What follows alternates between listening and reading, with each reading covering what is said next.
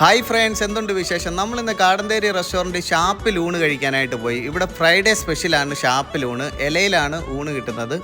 അതുകൊണ്ട് തന്നെ നമുക്കിവിടെ കിട്ടുന്നത് പിക്കിള്, അതായത് ചൂര പിക്കിള്, ക്യാബേജ് തോരൻ, മീൻ പീര, ചമ്മന്തി, നാരങ്ങ, ക്യാബേജ് തോരൻ, പയറ് തോരൻ, ബീഫ്, അതുകൊണ്ട് തന്നെ മീൻ വറുത്തത്, ഇതെല്ലാം കൂടെ, അത് ചീനി, ചമ്മന്തി എല്ലാം കൂടെ ഉള്ള ഒരു സെറ്റാണ്.